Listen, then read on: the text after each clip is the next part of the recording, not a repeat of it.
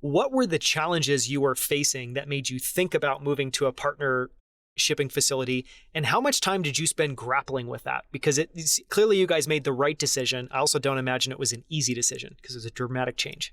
Yeah, for sure. So not an easy decision. I'm not sure if it was necessarily a necessary decision, but I think in retrospect, it's been the right decision. But I think the biggest thing is like something that we would never sacrifice was the merchant experience and building the company. That's what we've strive to still strive to do a better job at today.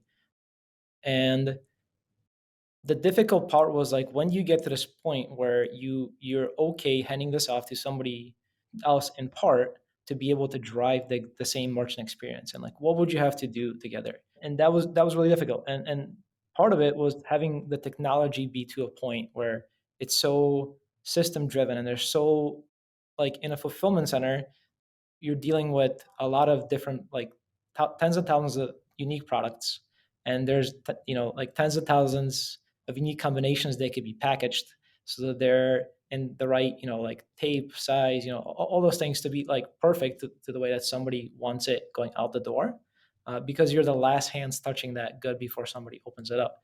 So you have all these different possibilities, and you have to create a system that takes a lot of that, if not all the decision making out, so that it always comes out the same. And that's really difficult in the fulfillment space, especially when you're working with anything and everything under the sun in terms of products. Like if you're only shipping, I don't know, t-shirts or only shipping vitamins, like that's not too hard to figure out. But when you're doing anything and everything under the sun, it's a really difficult problem to solve.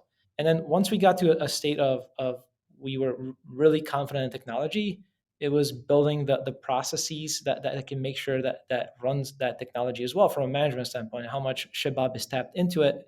So that was the big kind of barrier there. And then it was a no-brainer once we started to test it out and made it work, because from one end we were unlocking just the supply side of our equation, and there's just as there's a need in the on the merchant side of having a lot of having a solution, there's a need on the supply side as well. There are companies going through this phase of they used to be in kind of more old school distribution, and they're catching up in the e-commerce space, and there's a sweet spot there as well.